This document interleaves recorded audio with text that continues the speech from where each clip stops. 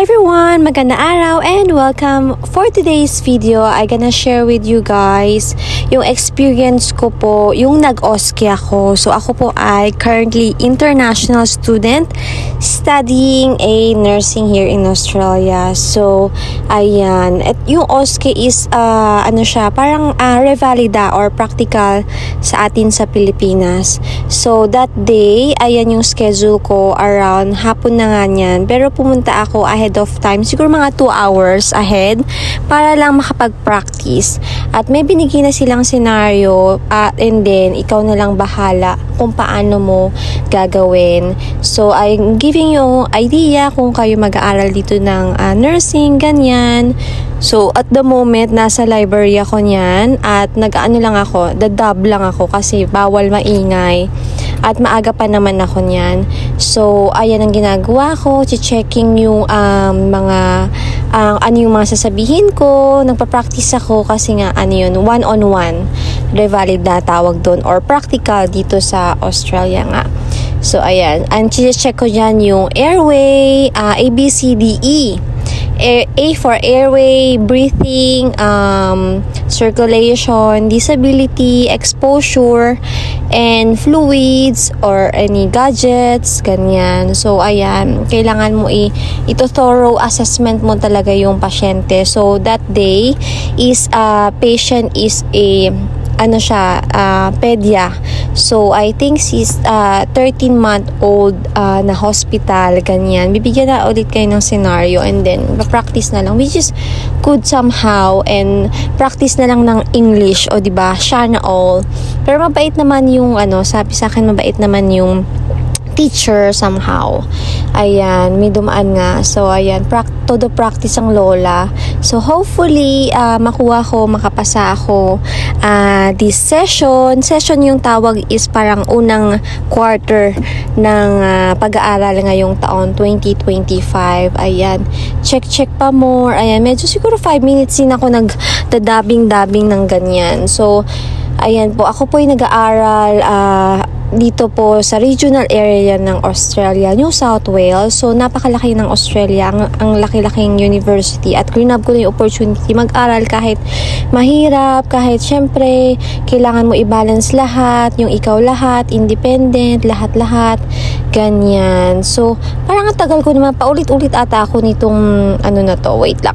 Alam ko na, kaya pala, kasi, nagpa-practice ako ng oral, liquids na gagawin sa mga bata, pero calculation yan is via weight ng bata.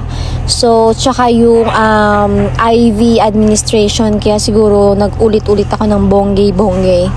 So, ayun mga challenging at syempre kailangan na lakasan natin yung loob kasi wala namang ibang tutulong sa atin kundi ang sarili mo.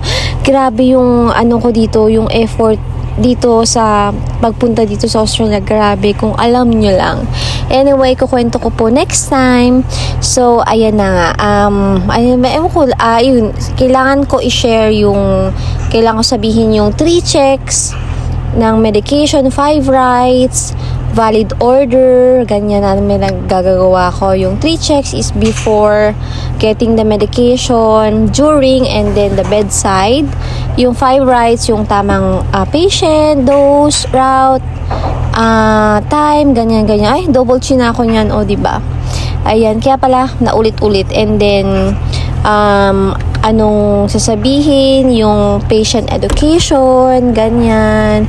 Importante sa kanila ang mindfulness ng bata, ng magulang, kasi pedya nga. So, family-oriented, family-centered ang PEG. So, yan, todo explain ang lola mo. At hindi na nga ako nakapag foundation or anything kasi nga hapon na at mainit. Wala na akong nilagay na any makeup or foundation kasi nagmamark nga lang din. So, ayan, mga hopefully, nabigyan ko kayo ng tips, ganyan. Ano pa ang pwede kong i-share? Ayan. Ewan ko ba't ko hinahawakan yan. But I think, double checking kasi may IV yung pasyente that time. So, kailangan to explain mga risk of infection, ganyan. And then, ano pa, yun, tinatry ko i-memorize at isaulo para at least the more you practice, the more natural. Mabuti kung Tagalog, hindi naman English ang lola. So, hindi ang hirap i-express ang ating gustong sabihin.